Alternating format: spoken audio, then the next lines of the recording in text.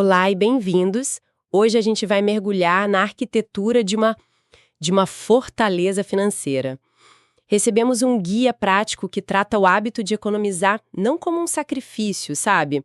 Mas como a construção de muros contra a incerteza e pontes para os nossos sonhos. A nossa missão aqui é desvendar a planta baixa desse projeto, desde a fundação, que é a mentalidade, até as torres de vigia do planejamento.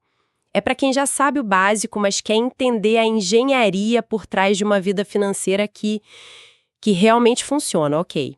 Vamos analisar isso. E essa metáfora da arquitetura é perfeita, porque o ponto de partida do material não é o tijolo, ou seja, o dinheiro em si, é o terreno. A proposta central é que, antes de qualquer planilha, de qualquer aplicativo, a construção começa com uma mudança fundamental de perspectiva. A grande sacada, sabe? É que a maioria das pessoas enxerga o orçamento como uma prisão de gastos, uma lista de coisas que não se pode fazer. E a proposta aqui é virar essa chave. O orçamento é, na verdade, um plano de liberdade. Um plano de liberdade. Gosto disso. Porque tira o peso da privação, que é o que geralmente assusta todo mundo, né? Então a ideia não é focar no que se está perdendo hoje, mas no que se está construindo para amanhã. Exatamente. A argumentação é que cada real alocado a uma meta específica, seja, sei lá, a reserva de emergência, uma viagem ou aposentadoria, é um voto consciente no futuro que se deseja construir. Essa reinterpretação psicológica é a fundação de tudo. Sem ela, qualquer estrutura que se tente erguer, ela desmorona no primeiro vento de uma compra por impulso. Não é sobre ter mais disciplina, é sobre ter um porquê mais forte. A disciplina vira uma consequência natural de um propósito claro, não a causa do sucesso. Faz todo sentido. É a diferença entre seguir uma dieta restritiva porque alguém mandou e mudar a alimentação porque se quer ter energia para correr uma maratona. O foco muda do sacrifício para o objetivo. E uma vez que essa fundação mental está no lugar, a construção começa a subir. E o que eu achei mais poderoso é que a estratégia de construção não tem só um pilar. Não mesmo. Ela é dupla. E aqui está uma das ideias mais contraintuitivas para quem pensa em finanças de forma tradicional. Geralmente, o foco é 100% defensivo. Cortar, cortar, cortar. É o modo de contenção de danos. A abordagem aqui é diferente. Ela equilibra defesa e ataque. E a virada de chave que o material propõe é tratar a renda não como um número fixo, mas como uma variável que está, em grande parte, sob nosso controle. A argumentação é que a maioria das pessoas passa 99% do tempo otimizando os 10% que conseguem cortar no cafezinho, no streaming, em vez de focar em como aumentar a linha de chegada em 20%, 30% ou mais. É uma mudança de foco de pura defesa para uma estratégia ofensiva. Sim, e a lógica por trás disso é matemática pura. Cortar despesas tem um limite. Chega um ponto em que não há mais de onde tirar sem sacrificar a qualidade de vida de forma drástica, né? Já o potencial de aumentar a renda é, teoricamente, ilimitado. Ao introduzir essa variável no jogo, o potencial de crescimento se torna exponencial. Isso não só acelera a construção da tal fortaleza financeira, como também a torna muito mais resistente. Se uma fonte de renda seca, há outras para sustentar a estrutura. O que nos leva à parte prática disso. Como se parte para o ataque? Não é só sobre pedir um aumento, imagino. Não. A sugestão é olhar para dentro. O texto fala muito em monetizar o que já se sabe. Existe uma habilidade, um conhecimento ou um hobby que poderia ser transformado numa fonte de renda extra? Tem um exemplo interessante de uma pessoa que era apaixonada por organização e começou a oferecer um serviço de destralhe digital, ajudando outros a organizar arquivos e e-mails. Começou como um extra no fim de semana e, em um ano, virou sua principal fonte de renda. Que exemplo ótimo! Mostra que não precisa ser algo grandioso. A ideia é criar pequenos fluxos de receita que, somados, fazem uma diferença enorme. É como ter vários riachos alimentando um grande reservatório, em vez de depender de uma única fonte de chuva. Exato. E essa mentalidade de gerador de renda e não apenas cortador de custos muda completamente a forma como se encara a própria capacidade financeira. Passa-se de uma posição passiva para uma ativa. Mas, claro, nem a melhor defesa nem o melhor ataque funcionam sem uma tática clara. É aí que entra o planejamento. Certo. E aqui, novamente, a abordagem vai além do óbvio.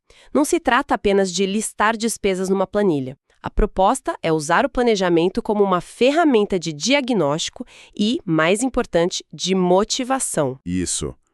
O ponto crucial não é o ato de registrar, mas a análise que vem depois. A sugestão é tratar os próprios gastos como dados, sem julgamento. Não é, nossa, gastei demais com isso, mas sim, interessante, 30% da minha renda variável foi para essa categoria. Isso está alinhado com meus objetivos? Essa visão de cientista de dados da própria vida financeira remove a carga emocional e permite tomar decisões mais racionais, mais estratégicas. E essa estratégia precisa de um alvo. É aí que as metas entram. Mas o que eu achei genial foi a forma como o texto sugere estruturá-las. Não é só sobre ter um objetivo, mas sobre torná-lo real no dia a dia. Sim, e a recomendação vai além do clássico metas de curto, médio e longo prazo. A dica de ouro é dar nomes e sobrenomes a cada centavo economizado. Em vez de uma conta poupança genérica chamada economias, a sugestão é ter contas ou tipo envelopes separados para cada meta. Então você tem a conta Viagem para Tailândia 2026, o fundo Reserva de Paz de Espírito e a caixinha Entrada do Apartamento. Isso muda tudo, porque agora você não está tirando dinheiro do seu orçamento para guardar num lugar abstrato. Você está comprando um pedaço do seu sonho todo mês. A motivação é completamente diferente. E aí que o famoso pague-se primeiro ganha uma nova camada. Não é só pagar-se, é pagar seus sonhos primeiro. Assim que a renda entra, as primeiras transferências são para essas metas específicas. O ato deixa de ser um sacrifício e se torna um momento mais gratificante do mês. E o guia também alerta para um risco sutil aqui, a celebração das conquistas. Assim, a recomendação de comemorar cada pequena vitória para reforçar o hábito. Exato. É um ponto psicologicamente poderoso. Funciona para muita gente. Mas há um alerta para a armadilha da celebração compensatória. A pessoa economiza R$500 para a viagem e, para comemorar, gasta R$150 num jantar caro, anulando parte do esforço. Existe uma linha tênue entre recompensa e autossabotagem, que precisa ser vigiada. A sugestão é que a melhor celebração é ver o número daquela meta específica crescendo, e talvez se dar uma recompensa que não seja financeira, como uma tarde livre para ler um livro. Essa nuance é importante e nos leva a um dos capítulos mais realistas e, para mim, mais valiosos. O que fazer quando o plano falha? Porque ele vai falhar. Inevitavelmente. A vida acontece. Um pneu fura, uma compra por impulso escapa, um mês é mais apertado que o outro. A abordagem tradicional é a da culpa, do autoflagelo, que muitas vezes leva ao abandono total do plano. Ah, já que estraguei tudo, agora chuto o balde de vez. A mentalidade do tudo ou nada. Precisamente. E a proposta aqui é tratar o erro não como um fracasso moral, mas como um dado valiosíssimo. O deslize não é o fim do mundo, é uma oportunidade de aprendizado. Lembro de um caso citado no material, de uma pessoa que, depois de 6 meses economizando rigorosamente por uma viagem, gastou quase 1/3 do valor numa compra online por impulso. A primeira reação foi de desespero e vontade de desistir. Eu imagino, é um soco no estômago. Total. Mas o método proposto a fez parar e, em vez de se culpar, se perguntar qual foi o gatilho. Ao investigar, percebeu que a compra aconteceu no fim de um dia extremamente estressante no trabalho. O gatilho não era a falta de disciplina, era o estresse. A solução, então, não foi se forçar a ser mais forte, mas encontrar uma válvula de escape mais barata e saudável para o estresse, como uma corrida no parque ou meditação. No fim, o erro salvou o plano, em vez de destruí-lo, porque o tornou mais antifrágil. Que história fantástica! Porque ela mostra que o sistema precisa ser adaptável à vida real, não o contrário. A resiliência financeira, então, é tão ou mais importante que a disciplina.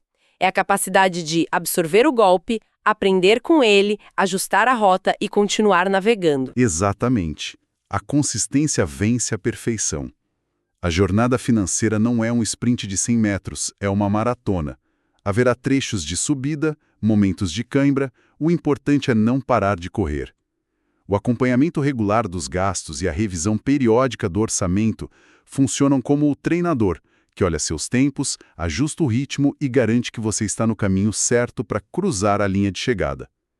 E o hábito se consolida não na ausência de erros, mas na repetição da correção de rota após cada um deles. Então, recapitulando a planta baixa dessa fortaleza financeira que a gente extraiu do material, a fundação é uma mudança de mentalidade, enxergando o planejamento não como prisão, mas como um mapa para a liberdade. Sobre essa base, erguemos uma estrutura de 2 pilares: uma defesa inteligente, que otimiza os gastos, e um ataque proativo, que busca constantemente aumentar a renda. As paredes são feitas de planejamento e metas claras, que dão forma e propósito à construção. E o que mantém tudo de pé ao longo do tempo, contra as tempestades, é a argamassa da consistência e da resiliência. A mensagem final é clara: não se trata de um único grande feito heróico, mas da soma de pequenas e inteligentes decisões diárias. Perfeito.